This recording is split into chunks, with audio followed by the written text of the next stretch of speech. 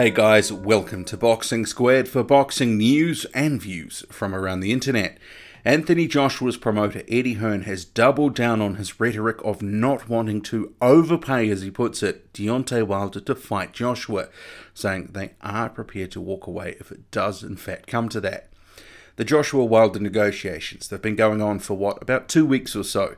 So we've got one confirmed flat fee offer, $12.5 million made from Eddie Hearn to Wilder's team. And the offer itself, it was actually leaked to the media from Team Wilder, which did express their displeasure with the flat fee, given the potential revenue for a fight this magnitude could generate. They're saying somewhere in the region of $100 million, possibly more, much more. We don't know. And fans and pundits are like, well, we've all been weighing in on the merits or otherwise of this first offer ever since it was made. And at the time, Wilder's manager, Shelley Finkel, he told The Telegraph, and this was 10 days ago, this first offer, it was a flat fee with no place, date or venue, nor even whether it was the next fight. It was a take it or leave it offer.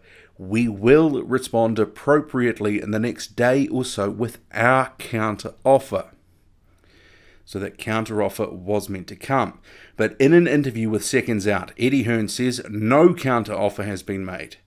So what I'll do, I'll get to a detailed quote from Hearn very shortly, but there was one other thing that Hearn said in that interview, elsewhere in it, that is worth repeating and talking about, because it is key in terms of context.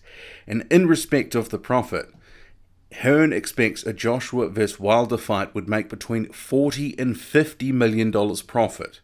Yes, profit. So this is what he's saying. And that is what the fighters would get paid from. So he says that if $40 million is the total profit, the opening offer represents over 30% of the potential pot. But it doesn't take a genius to work out if that pot is $50 million, while the offer is 25%. And if the profit is more, well, the offer is even less, would represent less. But this clarification of sorts from Eddie Hearn, it demonstrates the way that the numbers can be used and twisted effectively to skew how the public sees these negotiations. And both sides have been doing it so far. Whenever numbers have come out, they've used them however they wanted to basically write their own narrative. They've both thrown out a host of numbers without the full context behind them. And what ends up happening is fans end up filling in the blanks and coming up with their own conclusions. And promoters, they are very good at giving a bare minimum of detail that leaves room to move later on. And an example of this, so Eddie Hearn actually 10 days ago, he was saying he expected $40 or $50 million to be generated from this fight. But the inference certainly was he meant revenue and not profit. He never made that clear. But because it came out later that he had said in March he thought that total revenue could gross in excess of £100 million, I think it has forced him to be a bit more specific with some of his recent statements. But even then, is it 40 or 50 million pounds, or is it 40 or 50 million dollars?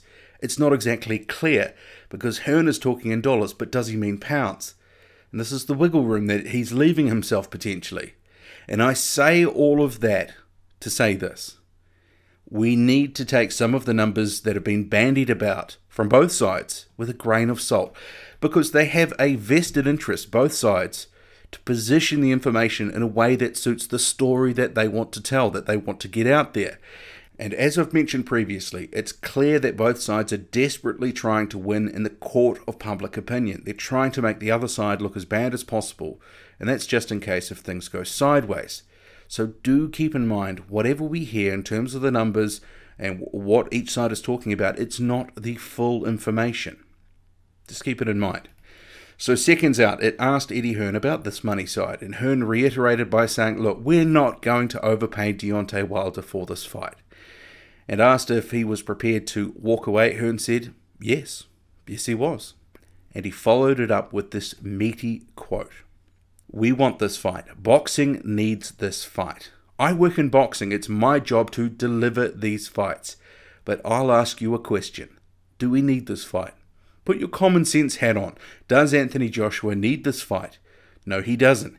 He could go to Dubai or Nigeria, to China, to Cardiff, to Manchester, and just fight Povetkin, fight Dillian White. We want this fight.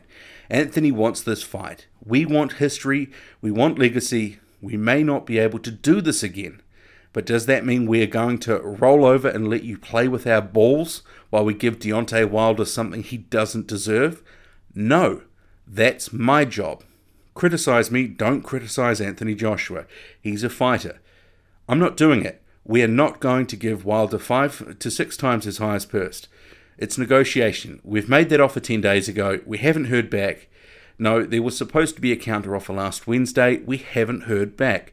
No, people don't realize they aren't trying to make this fight. So I've reached out again. Let's meet in New York next week. I believe they'll say yes. Let's see how we get on. But don't be deluded that they are pushing for this fight. They are not pushing for this fight at all. They've agreed the fight with Dominic Breazeale in July. So that's how serious they are about this fight. There's only one guy serious about this fight, and that's Anthony Joshua. Those were Eddie Hearn's comments to Seconds Out. So certainly a bit to unpack there, but I'll get to the elephant in the room first, the counteroffer. As I quoted from Shelley Finkel from 10 days ago, they were preparing to submit a counteroffer, and that hasn't happened.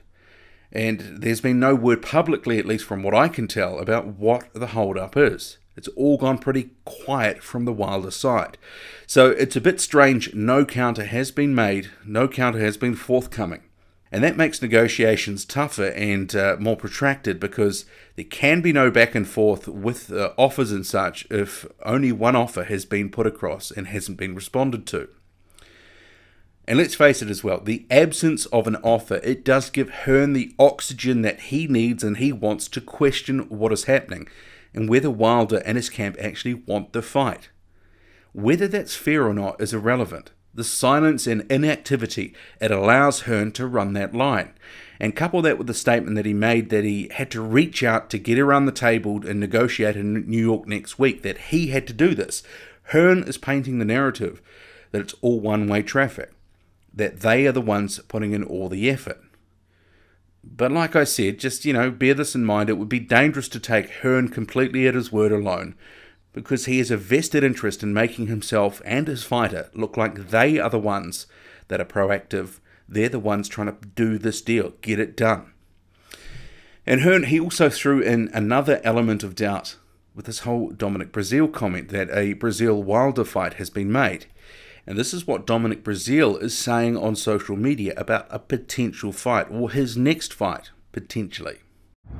What's up, y'all, man? It's happy Friday. Everybody want to know what's up, man. Got this new fight coming up. Waiting for a confirmed date. Y'all know I want Wilder, man. As soon as I get my hands on him, you'll be the first to know. It's a little bit hard to say or take anything conclusively from that. But I'm sure Breazeale's management team, his personal management team, they would have been talking with the advisor Al Heyman, who advises Dominic Breazeale, and also Deontay Wilder, and they will be trying to set up Breazeale as an attractive Plan B option should Wilder and Joshua negotiations fail. And that's not silly at all. Remember, Hearn's Plan B is Alexander Povetkin. So it wouldn't surprise me in the least if Breazeale is Wilder's Plan B. But that doesn't necessarily mean the Plan B will happen. But it is smart to have the Plan B. But I would say Hearn's rhetoric about not overpaying, it does seem to be becoming more entrenched now. And as he said, they won't be rolling over to let Wilder play with their balls. Yeah! So it makes me wonder. We've got no counteroffer. Things have gone quiet from the Wilder side. Hearn is doubling down on the overpaying speak. Does this mean that both sides aren't confident that the divide can be closed? I'm sure both sides will continue to say that this is their number one priority. They'll try to position it as the other side as being the roadblock. And they'll say that the other side wanted too much. But let's hope they can put things aside, can get a deal done. And we've got another opportunity next week in New York. But perhaps this thing will be left to marinate for a bit longer. Certainly hope not, because sometimes the meat does go rotten in the marinade. But, we're only hearing one side of the story, one side of the argument right now, and that's the Hearn camp, the Joshua side. So we definitely don't have a complete picture of what's going on, but it is strange that no counter offer has been made. Curious indeed. But who knows? Maybe they've agreed not to make an offer until Hearn is in New York. We don't know all the ins and outs, but no counter offer. Yeah, I was expecting that a week ago. We have to see where all this goes. What do you make of it all? Drop a comment, loud and often. Hit like, hit subscribe. Follow me on Twitter, boxing_squared. I'm out.